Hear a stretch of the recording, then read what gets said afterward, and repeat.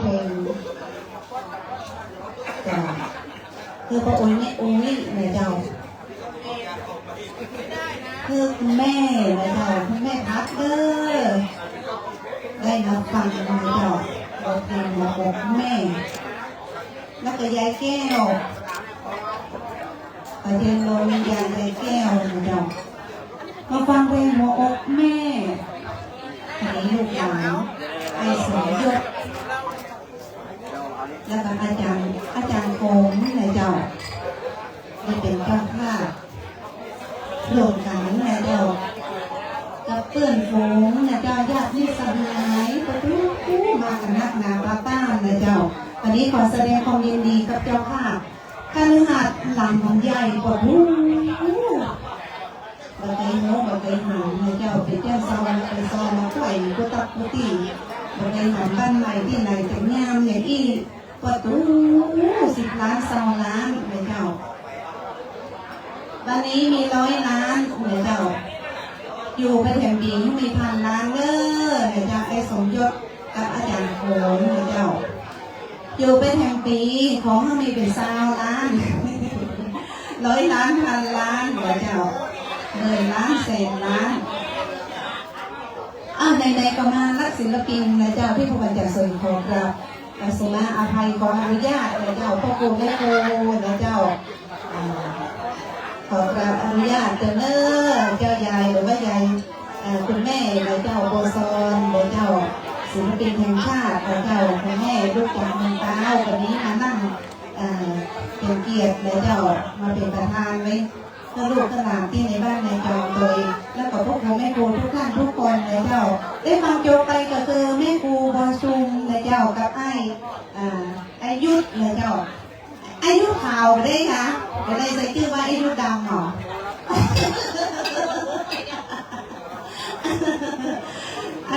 ไอยุทธในเจ้าเนาะ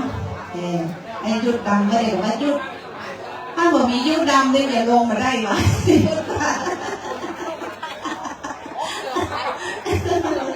เจ้าวันนี้มาเพื่อความบันเทิงและก็สนุกสนานนี่แหละเจ้าเนาะในวันเพื่อนฝูงเดี๋ยวเจ้าพ่อแม่พี่น้องเดี๋ยวเจ้าประเด็นที่กระเหลือเจ้าซอศิลปินบางแป้บางน่านเดี๋ยวเจ้าพี่น้องบางฝั่งก็พี่กันแล้วที่พวกมันจะสวยจะร้องเพลงหัวอกแม่ฝากไว้เดี๋ยวเจ้ากับแม่พัดตัวเนอร์เดี๋ยวเจ้าแม่พัดแล้วก็แม่อุ้ยแก้วเดี๋ยวเจ้าขอเสียงตบมือลูกๆหลานๆฟังเพลงหัวอกแม่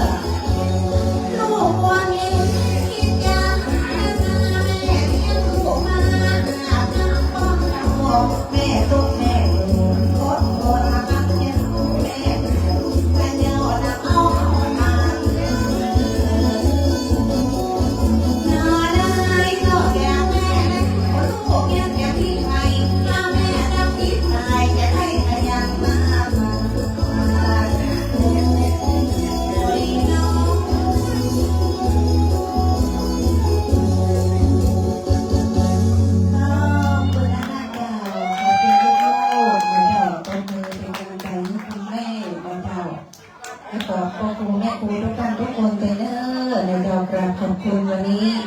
เรามาร่วมแสดงความยินดีในเจ้าดีใจในเจ้ากับยังโซศิลปิน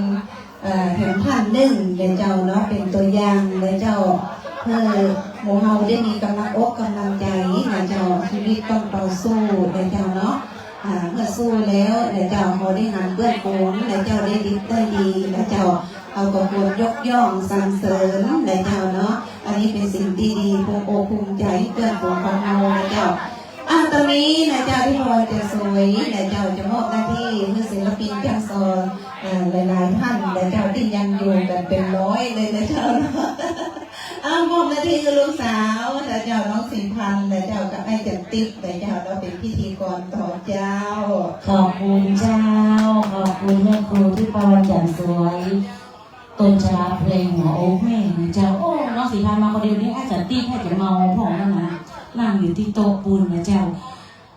รอบต่อไปนี้ขออนุญาตเป็นซอปีละกันนะเจ้าก่อนที่พ่อครูแม่ครูบางท่านก็ยังติดภารกิจอยู่นะเจ้าขอเรียนเชิญอาจารย์ช่างปีเรื่องรอบนี้เรียนเชิญอาจารย์ไอ้บางรอนนะเจ้าอ๋อจากอาจารย์เต็มเนอะอาจารย์ต้องเอาอย่างกันดีก้าไอ้ต้องเป่าปีแห่กันว่ะไอ้แกมอ่ะมันยาวอะไรเชิญไปก็จะไปก้างไงกันละอ่อนตรงนั้นก็ได้เรื่อง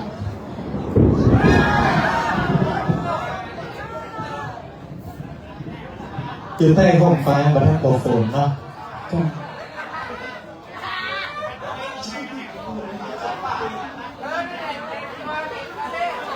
ช่วงนี้ขอเรียนเชิญนะครับอาจารย์จ้างปีแท่งซอเอานะครับ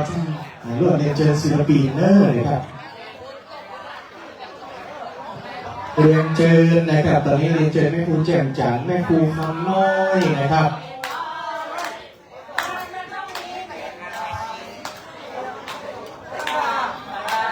ก็เต่าในหมอนแค่ตะกี้ไปฟ้อนถวายอย่างที่ไหนจ๊ะบัวซอนนะครับเรื่องยกนะครับนี่นะอ๋อจ้าไอ้แต่ที่มูก็เจ้านี่เพิ่นยังมีแฟนนะถ้าบัตรรังเกียจพ่อเงินอย่างง่ายกว่าไปเลี้ยงฟอร์จูนได้ง่ายกว่าบอกไม่ใช่หรอต้องหาไหนละคนเอาเรียนเชิญนะเจ้าเนอะเรียนเชิญนะบุญรับตัวนะครับเจ้าไอ้รุ่งเรืองเนอะไอเอ็มเนอร์ไอสมรักเรียนเชิญนะครับไอเต็มเลยสิงแก้วเนาะไอสิงแก้วแม่จันเนอร์เรียนเชิญนะเจ้ารอบนี้ขออนุญาตเป็นเรียนเชิญแม่ครูพิกุลนะครับรอบนี้เพราะว่าเราช่วงนี้จะได้เรียนเชิญขึ้นมาซอเป็นแบบพิมูนะครับเพราะว่า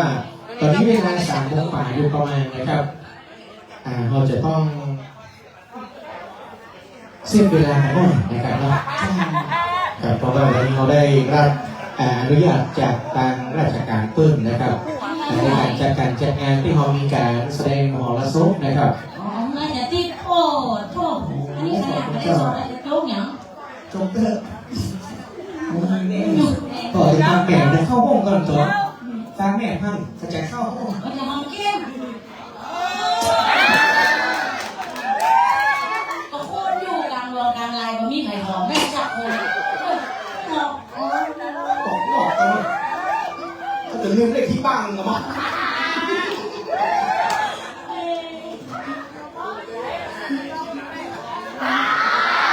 เรียนเชิญให้ดูรอบนะครับเรียนเชิญศิลปินเนอร์ทุกท่านนะครับไอ้สิงแก้วเนอะเราอย่าตามเดินเมื่อก่อนนะใครที่อยู่นี่ก็ได้ฟังซอเรื่องเรียนเชิญนะครับเรียนเชิญอาจารย์เองตัวนะครับเรียนเชิญนะครับไปที่เป็นช่างปีรอบนี้เรียนเชิญแม่ครูบรรณาสุมาเตือนก่อนหาใครบอกค่อยสุมาตัวนะครับจ้ามันมีหลายผู้หลายคนนะไอ้เนาะ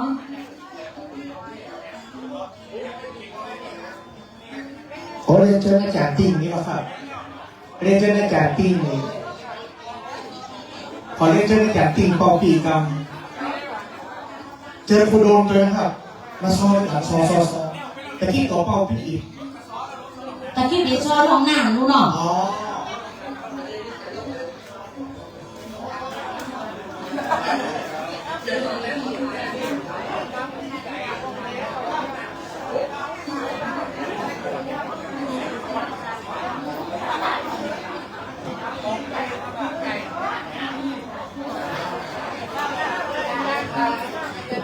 ครับวันนี้ขอบคุณเครื่องเสียงนะครับของพี่ไม้ราชวัฒน์ตัวนะครับอยู่ประจำการได้ประมาณ2 วันต่ายแล้วนะครับเดินเชิญให้คำแสนด้วยนะครับไอ้ลุงเดินครับเดินเชิญครับไอ้สีโทนนะครับ เขานั่งสลับกันเนาะ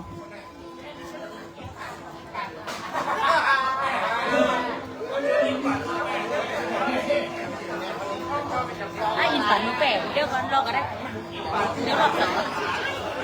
ขับเอาบอกมาให้วันนี้เราขึ้นเวทีรถเกินมาได้นะครับได้ยาเป็นชุดหนึ่ง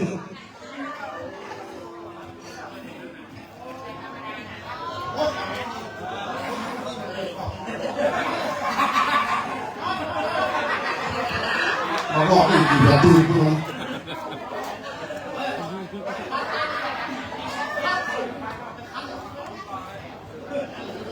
ประเด็นนี้ครั้งไปแห่งคน ไอ้รุ่ง ขอ เรื ส อง มัครแจ่มซองหัว ไอ้ ใจ รุ่งเรือง ว่าอัดให้หุ่นเรืองให้หุ่นเรืองอินปันมันเป็น เจอที่อินปังนะครับ ตัวแทนจังหวัดเป็น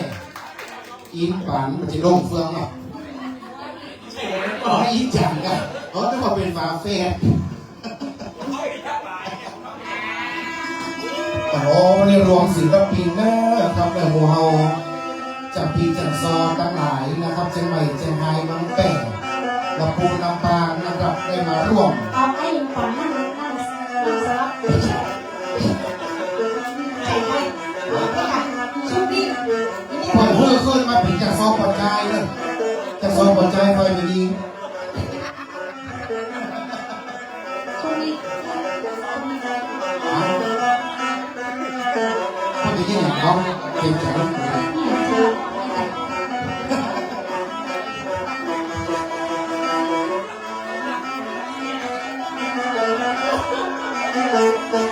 คาราคี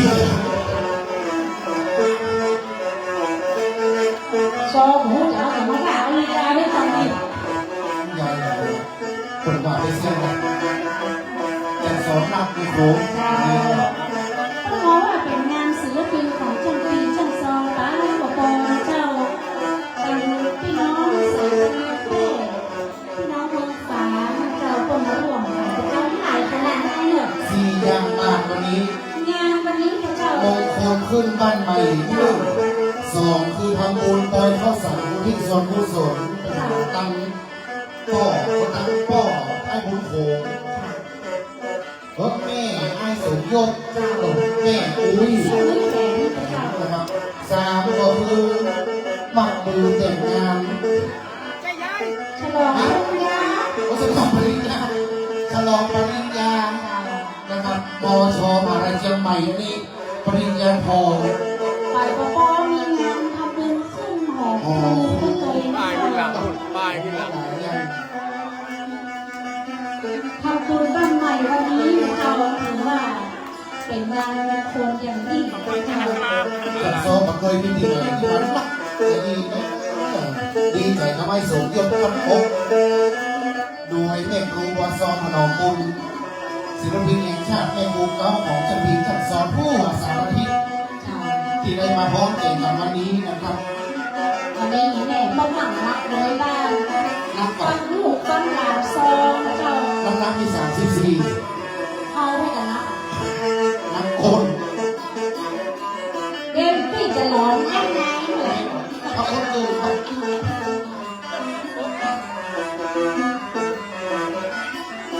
นอน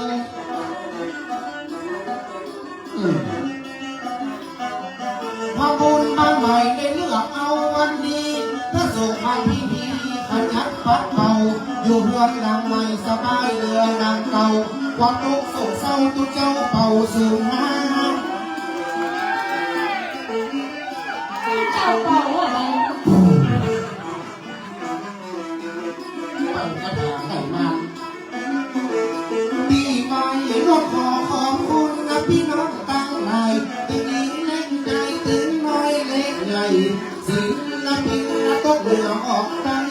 นะที่ใดนะมาร่วมทำบุญนะเพื่อเดือนใหม่สุขยกวันยังโสดยังดีด้วยสนับสนุนน้ำพ่อก็มาก่อนน้ำพ่อก็มาลุมลวดขอขอบคุณเอาอาพี่น้อง ฝนแห้งแค่ตกมา เสียงประกาศกึ่งโทรศัพท์เนี่ยลงทุนบ้านใหม่แต่เดินยังปะปอคณะจะสอบได้มานั่งกลางทาง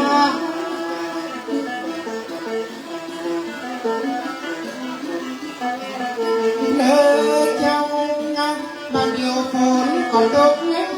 ฝนหนาแก้วละตะเจ็บนักการนะจะได้ละมาต้มลงทางยันไม่ดังน้ำสูงยกพี่ได้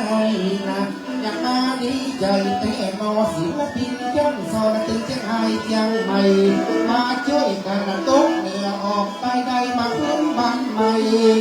หลังตายประปอดฉลองปริญญา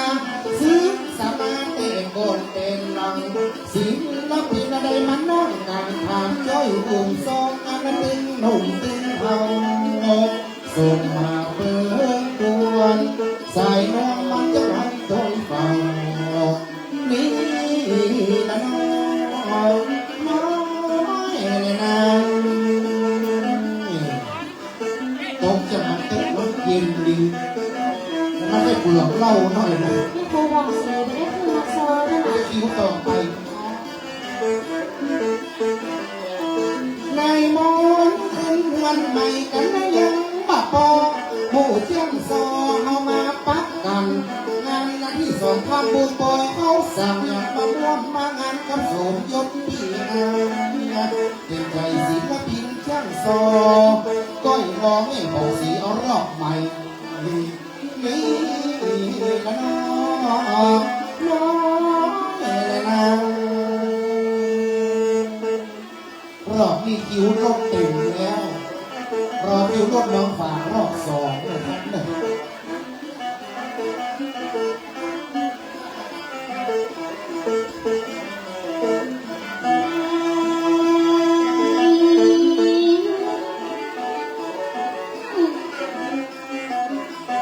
ก็ซื้อสุภาพใจแล้วคงคนได้ลงเป็นลังไปก็ต่อจักกินตาไว้ต้นหอมว่างานปล่อยเขาสั่ง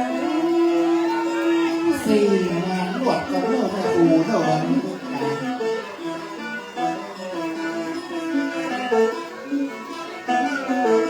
พี่อาย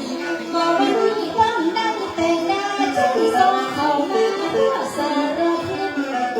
วันเสาร์วันพุธจะเป็นวันที่สหายญาติมิตรต้นใดนานพี่อายส่งยอดไปทำบุญบ้านใหม่บ้านดอกมาค่อยแถวพี่น้องเมืองฝ่ายเสียดายแต่ฝนไม่ตกหอมมันก็ตกเป็นอย่างชุ่มเย็นเย็นลอย เศรษฐีการฝนตก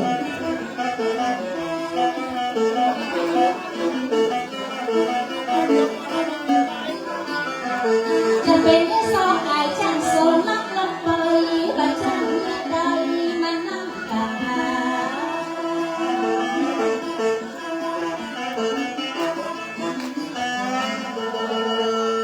แล้วเจ้า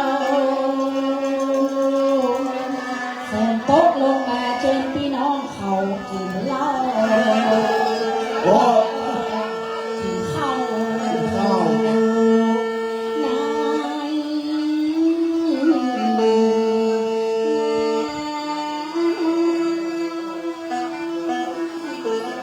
แก้มซอมาลายเหนือใบออกตกกับพี่ไอสมยศกับพี่ไอบุญคงว่าวันนี้จะได้ยื่นงอนงอุสูนจะบังเกิด ขึ้น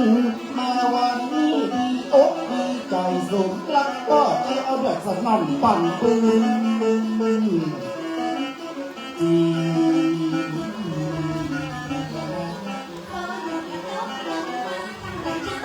ตัวน้องเราพักดีเหมือนกันเพราะว่าวันนี้สักวันสำคัญน้องจับใจยกมือไว้จ้างปีจ้างซอหลายคนซ้ำมีคนตกมาตั้งวัน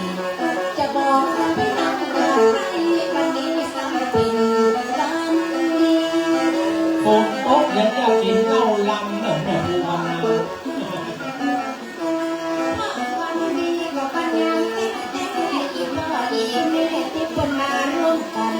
สิ่งเรามีนะเจ้ามาลงกันเมืองแป้ก็นักหน้าเจ้าคนหานี้กาถึงเห็นได้กาเด็กที่ตกมาต่อเจ้า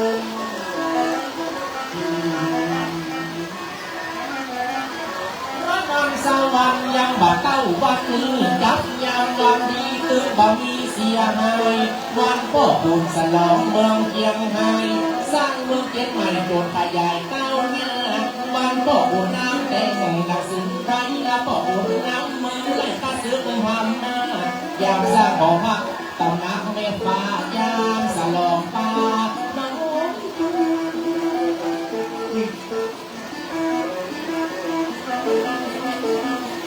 พี่ไอ้สมยศมีงานวัดนี้ศรัทธาได้มาด้วยบุญเปิ้นจะได้ตากันมาทำบุญพนกตำลุงละเฮือนไม่หลังไฟพอที่ไหนก็ดีของงานวัดนี้เป็นวัดที่วัดสีใสสว่างที่หลัง วันนี้สีใสก็มาเศร้าคนเข้ามาบุญทำมาหาบุญลำพี่น้องเมืองแค่ลำบุญลำตังพี่น้องเมืองต่างตักมาที่นี่มีแม่ก็ยังกับพ่อมีเติมเสียงโซ่ก็น้องเสียงดียักการยักงานรักให้ไม่เป็นใหญ่ที่จะให้มัน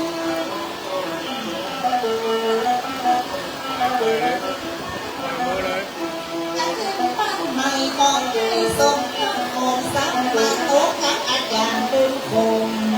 วันนี้มันยังมีมนพี่น้องผู้คนมากันยกมือไหวเมื่อได้วาสนาจากโซจะได้ขึ้นหอบ้านใหม่ที่ใด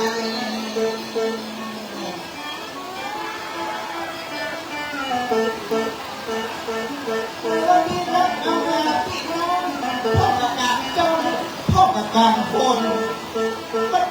มันมีหลายคนคนโดยคนจนหอมมาหอมที่มี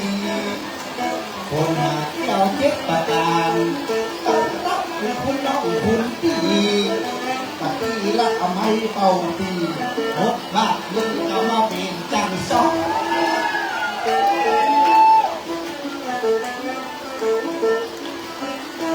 เป็นจังซอกมันได้จะบอกแม่บางเดินอยู่เมืองแม่ที่การโคใส่มาเดียวมาเสียอกเสียใจมาอยู่ลำพูนแห่งห้องพอตั้งซอตั้งลายพอได้ตากับกินปั่นบ้านเรา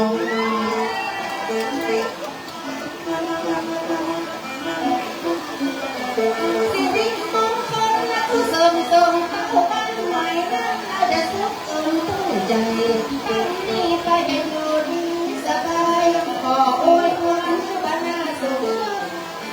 นี่ไปที่เข้าห้องกองเป็นห้องอะไรแม่อดไปเถอะมีบ้านมีเที่ยวกันรถผมได้ยาพอถึงเสี่ยวซุกหัวกันอย่างบุญโกบุญปันสมของเขาผู้เข้ามาไหลตั้งตอนนี้ไปอยู่ดีสบายมีโชคมีใจเหมือนกันผู้ผมหาแก้วตั้งเช็ดประกาศเตบอกทุกว่าตาเปิ้ลให้นับหัวอ๋อผมห้ามทราบแล้ว ที่ไอ้สมยงจะได้พนักงานใหม่ควรหลังใหญ่พนักงานหนักสูงเมื่อใดจะบุญมาจะดีบุญแล้วก็ทีเรากูจะได้อยู่เมืองอย่างดีหายกับพ่อฉันเราพักวิญญาณศึกหามาศึกษาเต็มที่ติดสีมาผิดจังสอนจังปีเอาตัวอย่างดีตื่นดีในตัวอย่างที่ดีของศิลปินรุ่นใหม่อันนี้เป็นตัวอย่างยกเอามาอ้างเอาเสียศักดิ์ศรีอันนี้คือเป็นตัวอย่างที่ดีศิลปินมาแจ้งสอนรุ่นน้องไว้นั้นมาบอกกับมีเงินมีคำหน้าที่กิจการให้สมยศกับเรืองรองสุดยอดจริงเรืองรองในนามของพี่นายสมยศพัฒนาอนาคตของอาจารย์รุ่งคงสราวกโอคาพานงเหมาะสมเนี่ยแต่เดียวว่าชื่อแต่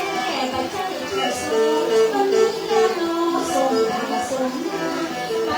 พบพวกตาแท้กาตามไม่ขาดจากมือ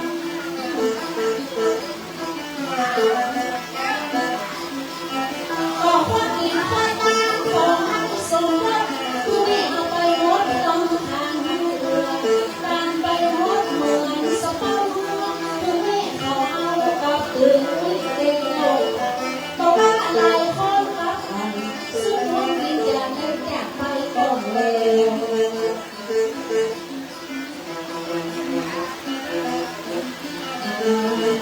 ต้องแก้กับไอ้สมยศ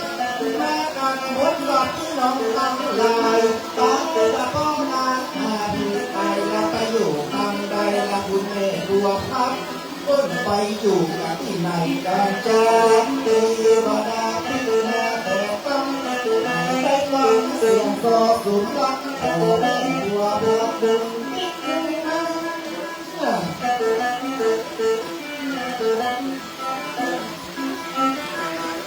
เสียดีเสียก็เกี้ยวเกี้ยวแม่อุ้ยเกี้ยวไปดูไม่มา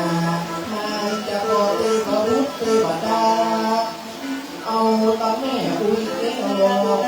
มาบอกกับว่าอินว่าตาลูกน่าจะเพียงดาเอาไว้เตื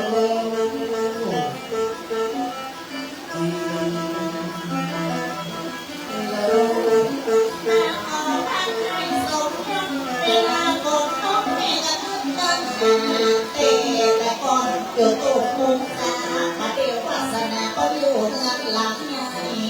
แม่เจ้าก็ไปอยู่ที่ไหนเมื่อไม่เมื่อมาใหญ่ลูกหลานแต่ถ้าที่มาเดียวลูกหลานเป็นโตเป็นใหญ่อยู่บ้านหลังใหม่หลังใหญ่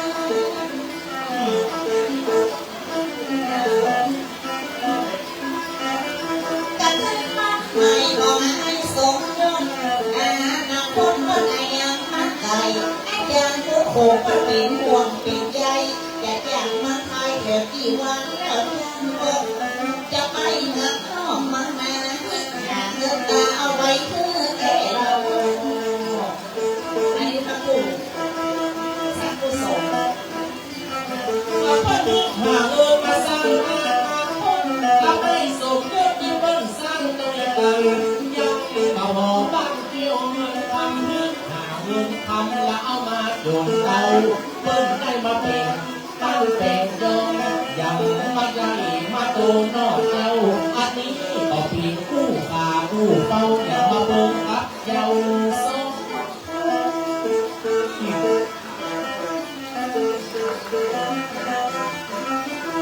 ทิ้งหาเงินดึงวันฟันเข้า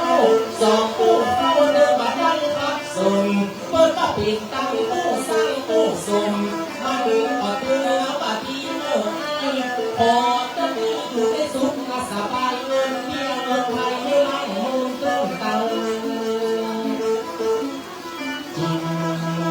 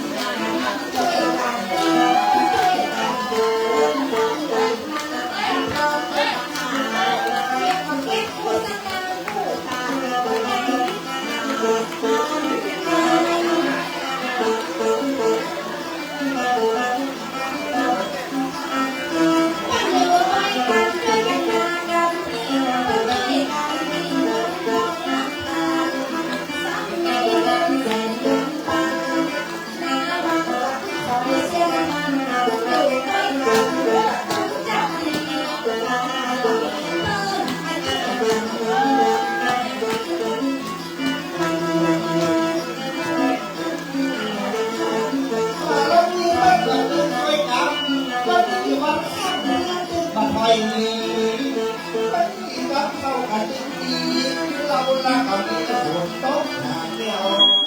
สักคราพี่น้องตั้งหลายคุณสุดใจ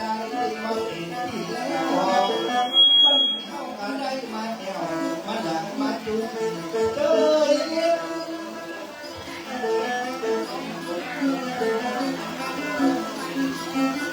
พอเป็นคนหาเป็นคนที่ต้องที่กิน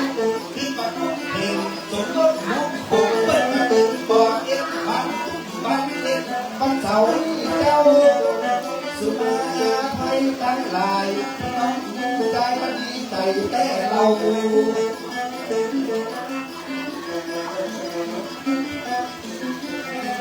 แต่ก่อนเมื่อเราก็ทำลูกทำหน้าเมืองแอบมาทางคู่อันคู่ปีโดยภูมิญาอันบารมีก็เป็นคนดีมีอุปถัมภ์เพื่อกำลังอยู่ในคณะเวทีบุญพามาอยู่มาลุกลุกในยามเดินแต่กำสุขก็กำลังหาค่อยเก็บค่อยหาเพื่อ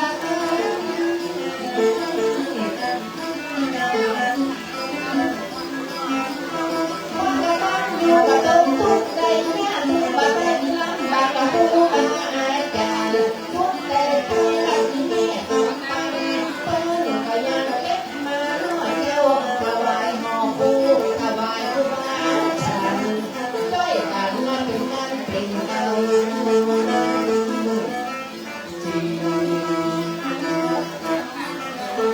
เพื่อจะสำเร็จอยู่ในการ17 ปีเพราะบารมี2 คนบนช่วยกัน ที่ปีพระเจ้า 17 ปี 17 ปีแห่งความรัก ไม่คงเป็นไฟนะไม่น้องเป็นน้ำช่วยกันต้องคือน้ำมาน้ำ17 ปีที่เพิ่งอยู่เป็นผู้คือเป็นที่อยู่สบายขึ้นมานาเจ้าแม่นาช่วยพิจารณาก็ช่วยเตือน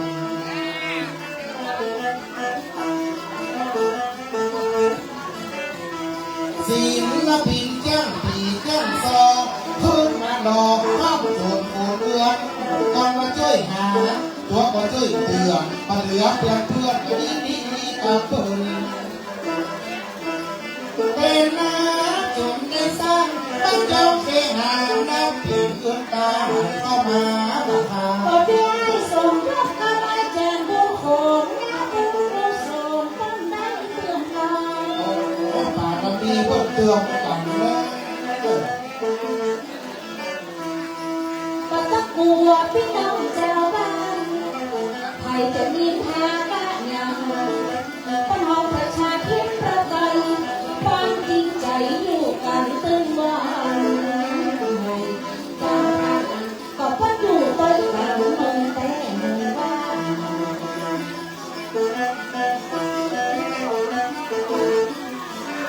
ก็เพียงส่งยศกำลังใจดูคงของอยู่มาคงตั้งนี้ไปนะ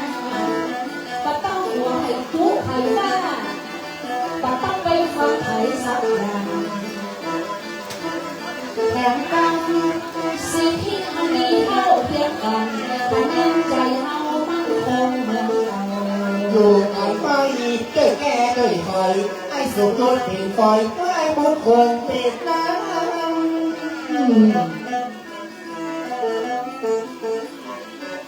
อยู่ด้วยกันแม่ด้วยกันจุดกันสร้างอยู่แบ่งบ้านเช็ดแก้มตายอันนี้มันต้องดีแต่นอเขาเป็นเจ้าสว่ากันไปไหนเจ้าแม่ไหนภูมิอกภูมิใจไอ้สมรักหลวงพ่อ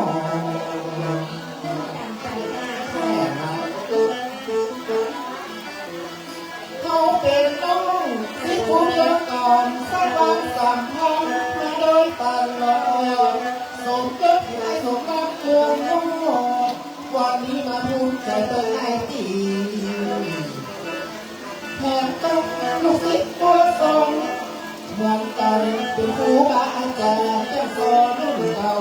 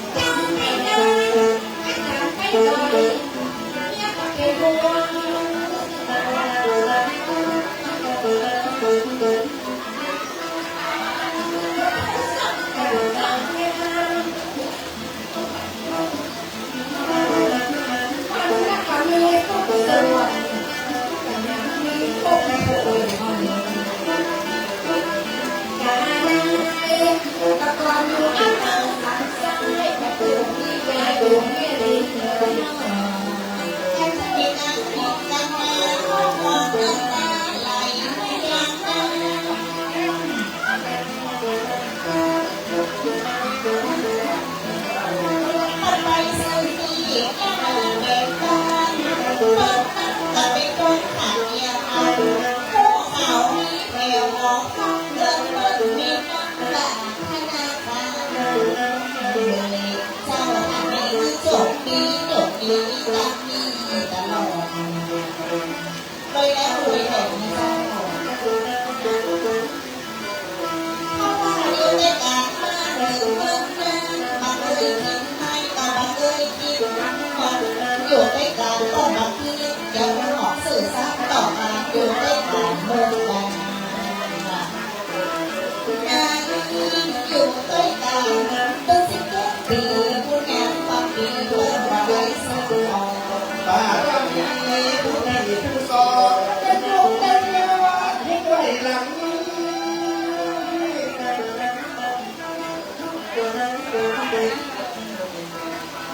ขอบคุณกับที่น้องตื่นที่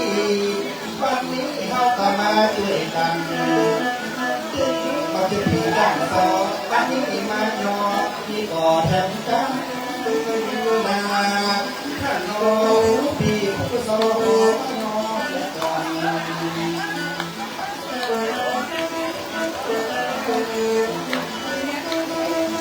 พิธาประกาศนั้นได้ปัดตัวใส่ขอสุมากับเจ้าแต่เป็นจันทร์สอนและเป็นจันทร์ต่อที่เราจันทร์ต่อคนเขาขออภัยโย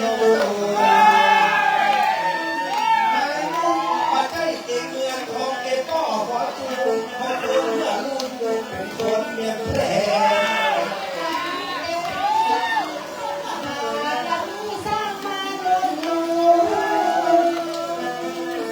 คนมีที่เนี่ย5 ที่เลย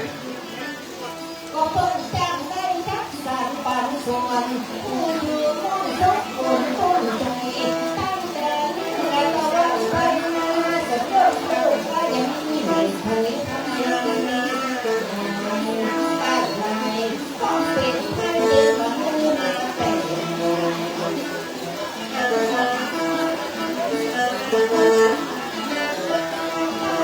ไปของเสือสมบัติตั้งแต่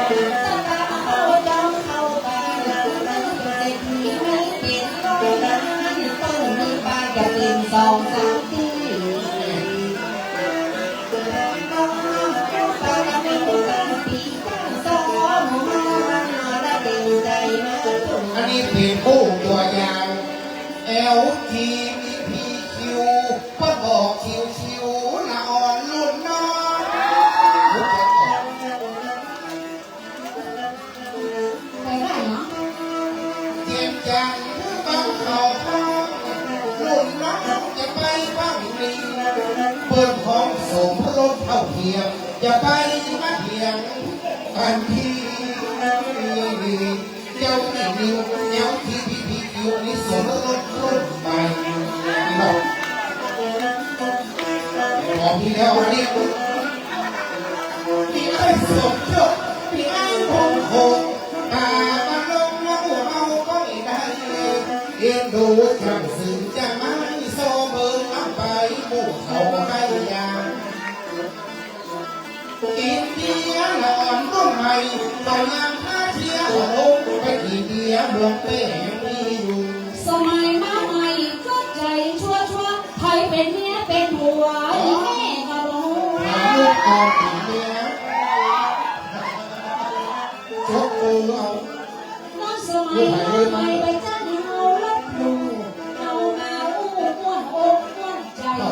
กว่าเท่าเทียมเลยกันจนหมดงานสมยศม้วนงานดีใจแม่เจ้ารักไหมบอกอีแม่จะขอเป็นพระใจโดยต้องว่า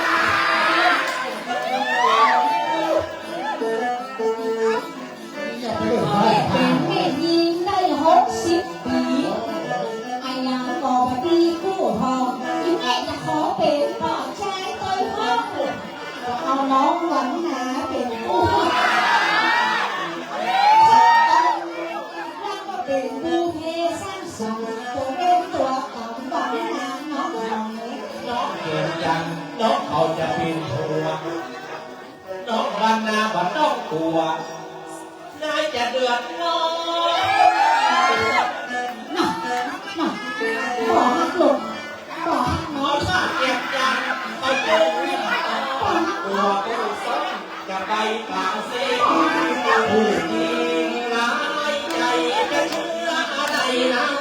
ผู้หญิงหลอกอานกันไว้หลวงนิ่งน้ำใจผู้หญิงนั้นเชื่อกันไม่ได้หลอกชายอย่างหน้าบานบาน มาแล้วพ่อใช้กับแม่หรือเปล่าเนี่ยปอดมากเนาะ มาเร็วมาไอเอ็มจังจะกินน้ำจังผู้ค้างเอาหัวมาดองจังผู้ค้างจะไปฟังเรือในเมืองก็มาเอ็มจังเขาตัดใจเสียงบังนาเป็นเมียแล้วได้เมียผู้หนุ่ม เป็นเมียเจ้าอย่างมักกลัวสิ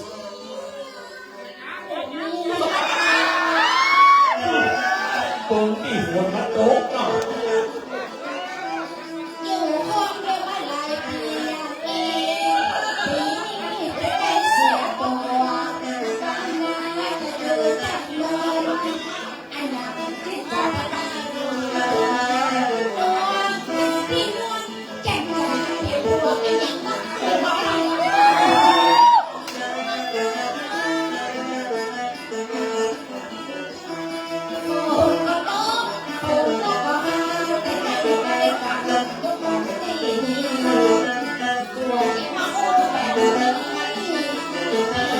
ตัวเสียงหลงนาเล่เป็นสาวสวยมาเมื่อ30 ปีของดีแต่ไม่เสียดีเนาะ โอ้ยหลับเป็นเมียผัวมันมาผัวแต่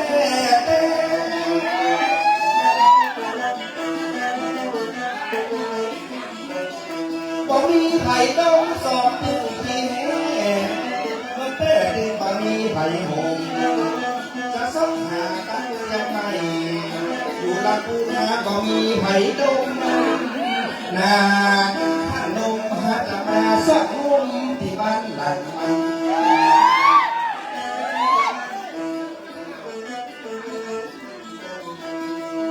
ขอบคุณนะตั้งหลายๆตั้งใจตั้งแก่ตั้งโตขอบคุณให้เอกแล้วเสือกจะมาสู้เต็มที่แต่ขอบคุณการเป็นนักเป็นนางจับสองเอาละนักกันที่ดี บัวทำคอตัวปัจจัยหัวบำรุงมาได้ห่วงนะมาได้ห่วงนะตัวมันคนฝันแอบแก้วซอกคู่เอ๋บำรุงไปจ้างซ่อมมาโซ่เดียวกับไปตีเดียวโดนอยู่ไฟมากก็เสียเวลาเราพี่แม่ก็ซอกคู่กันกันไม่บ่มีกับเพิ่น เราก็น่าพาผัวนะถ้าบ้านผัวก็น่าอยู่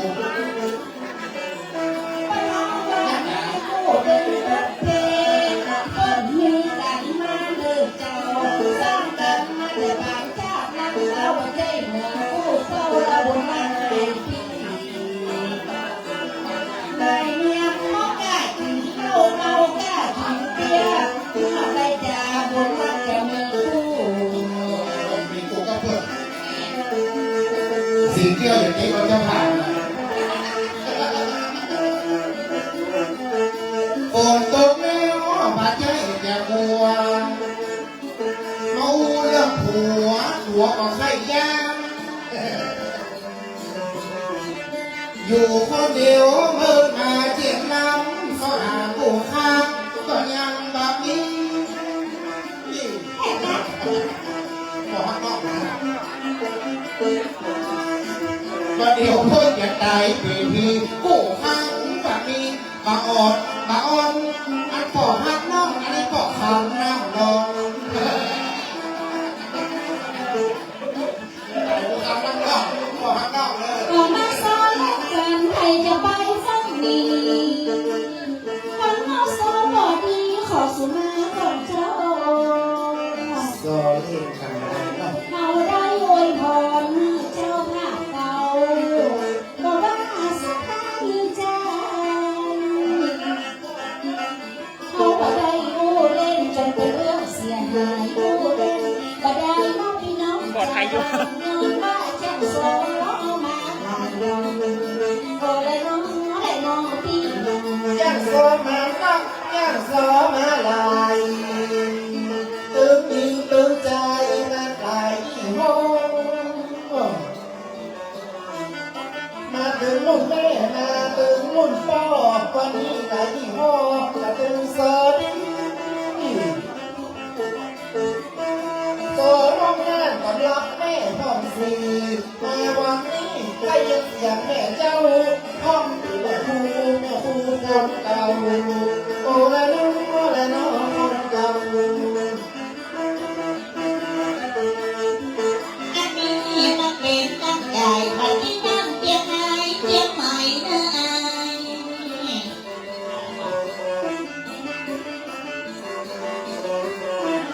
ก็ให้เป็นร่มน้องอย่าซ่อนตั้งใจพี่น้องหน้าใจกันนะ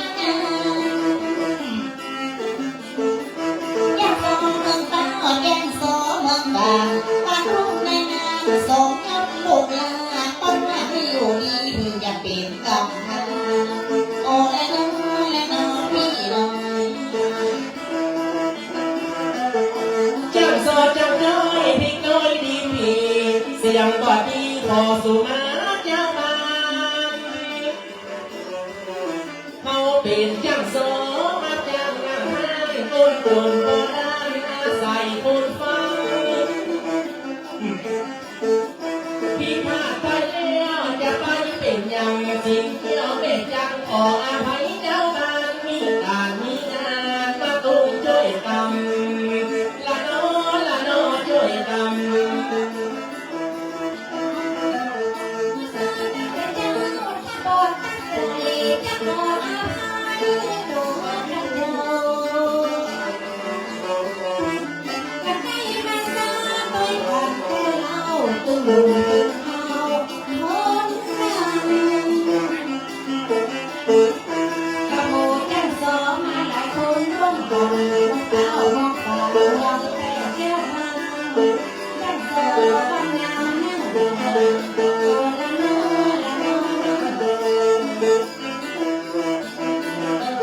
คนรถฟังน้องมาแอวนาว่าจำไรเจ้าพี่น้องต่างบ้านมาขึ้นบ้านใหม่